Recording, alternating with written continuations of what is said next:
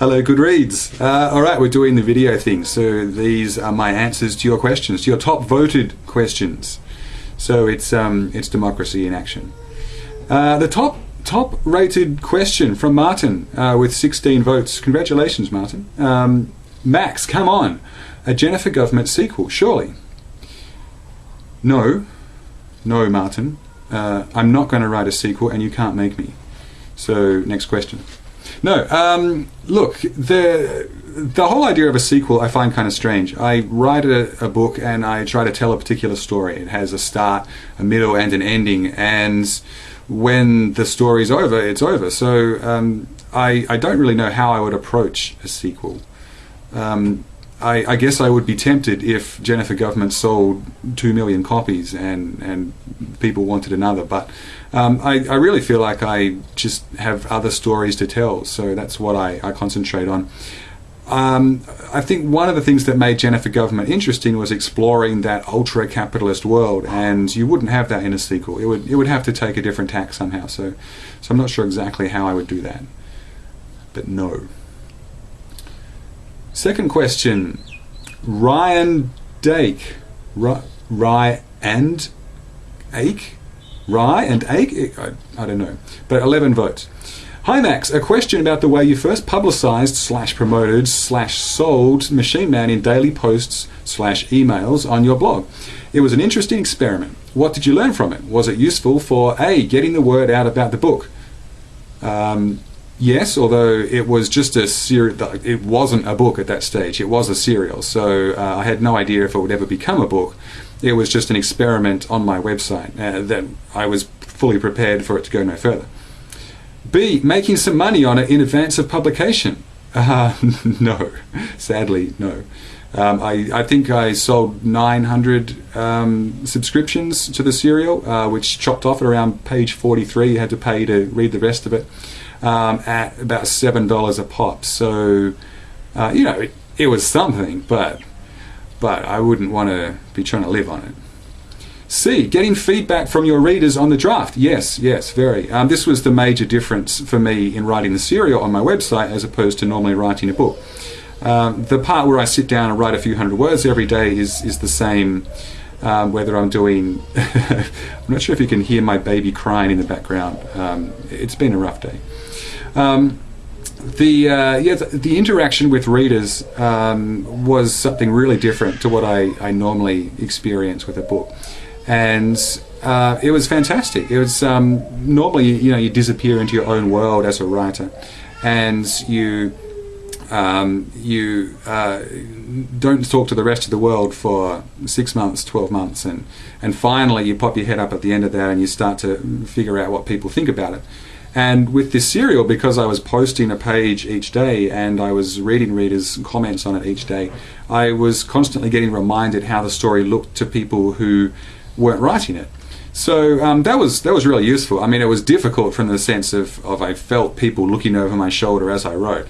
And that probably would have been crippling to me maybe a little earlier in my career. But I found it really interesting having that constant feedback loop and having people feeding me ideas, which I could then incorporate into the story. Normally I have a book published and someone will send me an email about some story they had that they thought of because of the book, and it's a great idea and it's too late to use it in the book. This time I was actually able to use people's feedback.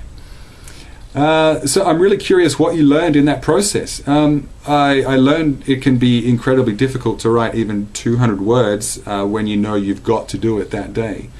I found it a satisfying experience, and I intend to do another one. Well, I hope to do another one day because it worked out a lot better than I thought it would. Next question from ESAHR. That's not pronounceable, is it? No. 5 votes. Max, many of your novels seem to take place in the United States rather than your home country of Australia.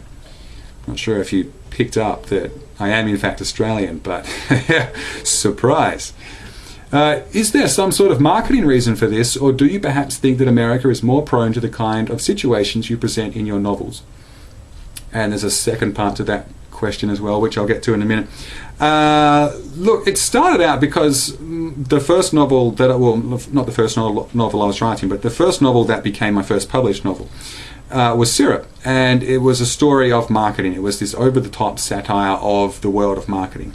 And to me, it didn't make sense to set that story in a small Australian city. It had to be set in a big American one, which is the home of marketing. And Los Angeles was the city I chose as a city that symbolizes superficiality and form over function. So I set the story there and told it in the voice of an American character, and that was fine. I did realize when I tried to start my next book, knowing that Syrup had established a readership, a very small readership, but a readership nonetheless in the States, that it was going to be difficult to write a book that was set in Australia without either talking down to Australians or alienating Americans.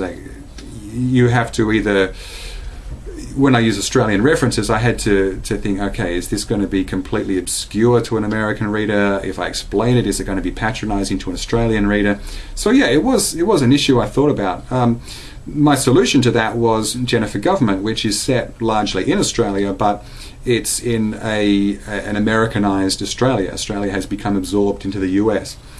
So that worked out fine as well. Company wasn't set anywhere until a very late draft, when my editor said that I really needed to set it somewhere. But basically it's a story about life inside a large company, and big companies, especially big American companies like the one I worked for, Hewlett-Packard, the Australian office, the Melbourne office of that company is identical to the Cupertino office. I visited both. They have the same motivational posters on the wall. The cubicle layouts are the same. The staff voicemails that go around come from American managers. So it didn't really matter where that book was set to me. I was telling a story about the environment that was unique to big corporations, not to one particular nationality.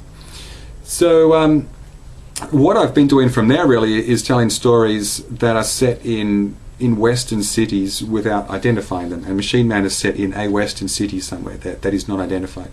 So it's just a useful place for me. I'm hoping to build my own world there, my own country that's maybe based in the Pacific somewhere that feels a bit Australian and a bit American, but really just hopefully feels recognizable to you without having to be anywhere in particular. The second part of that question, also, how much, if at all, does a publisher interfere with the actual content of one of your novels? Well, interfere is kind of a loaded word. Like, my editor helps me write the book, or helps guide my rewrites. So they interfere in a positive sense, but every word that goes into the book is essentially up to me.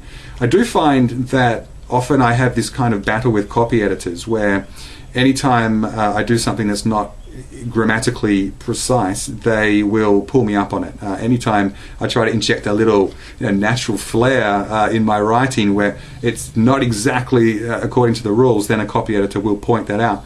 So there's kind of a pressure in that copy editing stage to revert back to the accepted way of writing, and I'm trying to do less of that. I'm trying to be confident enough to write the wrong way because it's more interesting more often. Next question is from Marilyn. 4 votes, Marilyn. That's something to be proud of. 4 votes. That's more than a lot of other people got. So be proud of that. Marilyn says, I and everyone to whom I have recommended your book Company thinks it is the darkly funniest thing ever written about working in corporate America. This is an excellent question already. What horrible experience inspired your writing? Was it based on your own personal experience or that of a spouse or a sibling?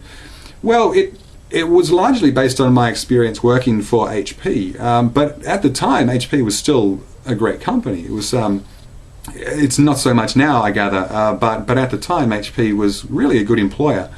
I just found that the whole corporate workplace environment was fundamentally dehumanizing, and it did quite scary things to people. I don't think that's the fault of HP. I just think that's a natural byproduct when you have an economic entity that is completely based around extracting maximum value from human beings. So So look, my wife is a librarian. She works at a good school, but I still notice that when she comes home from work each day, she is a slightly different person than when she left in the morning. She's a little more dynamic and goals focused, and that's not the woman she is on weekends. So I found it interesting to explore the way that there was this pressure to basically turn people into resources, turn human beings into resources. And so that's what I was exploring in Company. Sean, 3 votes. I found Jennifer Government to be in the league of books like 1984. Well, that's very kind of you, Sean. Some may say too kind, but thank you. Orwell saw a danger in the future that may not have fully come to fruition. I was wondering if you see our society being more at risk of ending up like the world of Jennifer Government. Look, it's funny because I wrote Jennifer Government around 2000, basically 1999, 2000, and corporations were the bogeyman at that point. There was a lot of concern over the amount of power that corporations seemed to be accumulating. Now, before the book was actually published, 9/11 happened and the bogeyman became terrorism. And in the years after that, it became big government again, more like Orwell's 1984, in that the governments accumulated a lot more power, the Patriot Act passed, and where corporations were involved, they were kind of merged with government. The whole Halliburton thing, the idea of mercenaries that were not exactly military, but they were working for the military. So for a while there, it seemed a lot more likely that instead of getting a world run by corporations, we were heading for a world in which it would be difficult to tell where corporations stopped and the government began, that they were just one giant complex.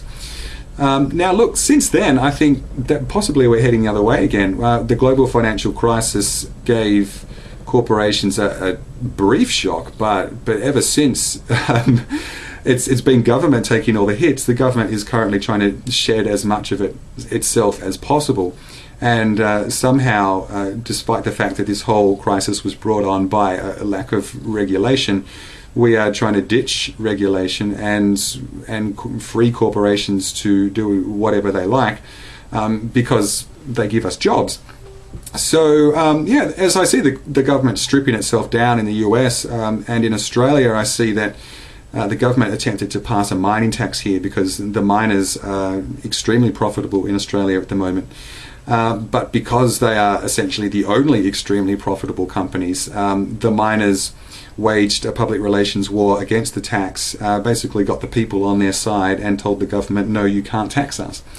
So I think, actually we're heading back towards a Jennifer Government kind of world lately, whereas that possibility had seemed to be receding.